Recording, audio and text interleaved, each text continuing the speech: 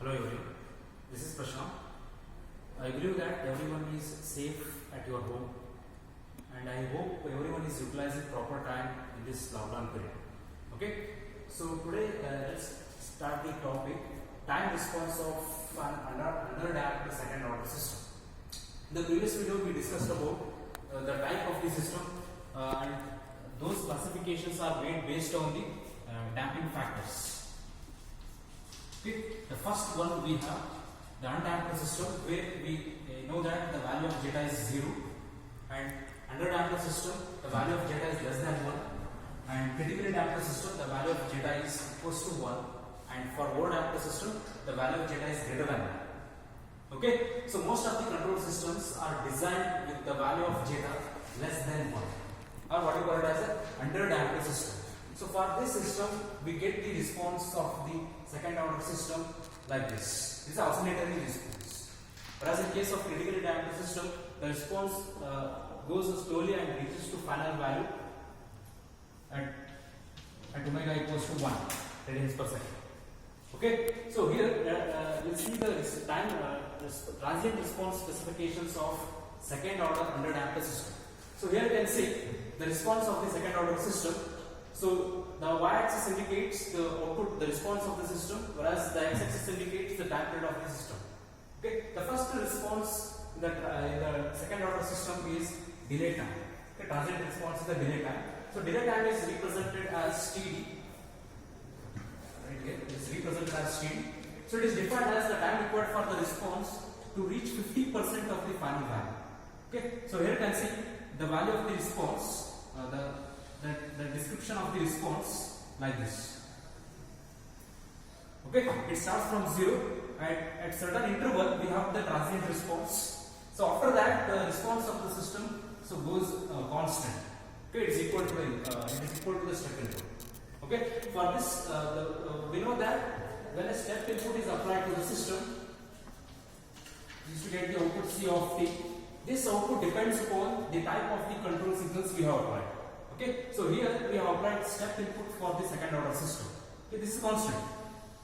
Okay, when this kind of signal is applied to the system, second order underdamped system, the transient response will be like this. Okay, it will completely die out when t reaches to Ts.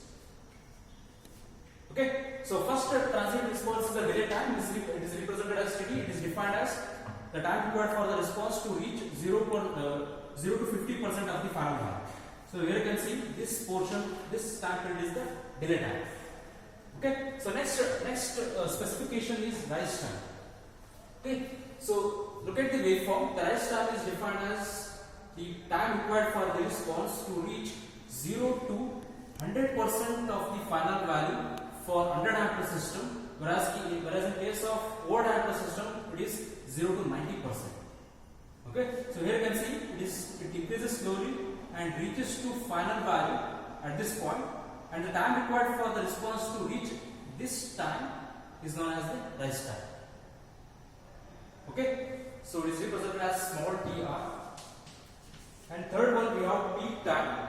So peak time is defined as the time required for the response to reach the maximum output of the response or maximum peak of the response. So this is the peak time. So this distance is the peak time. Okay, and this is represented as small t. And next one is peak overshoot.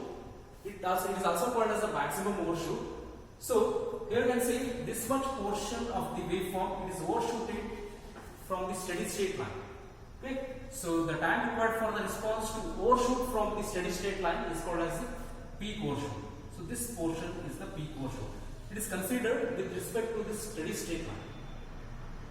Okay, and last one is the settling time. It is represented as Ts. Okay, so settling time is defined as the time required for the response to reach and stay within a particular tolerance band.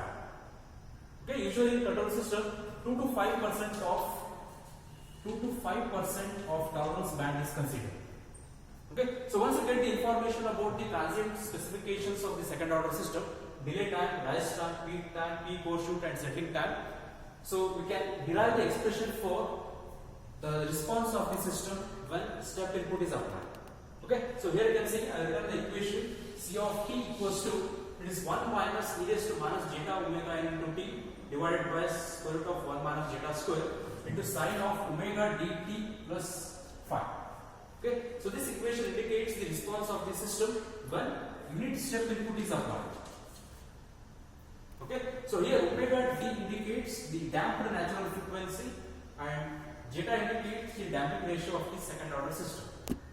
In almost all the second order system, the damping ratio is considered to be less than 1.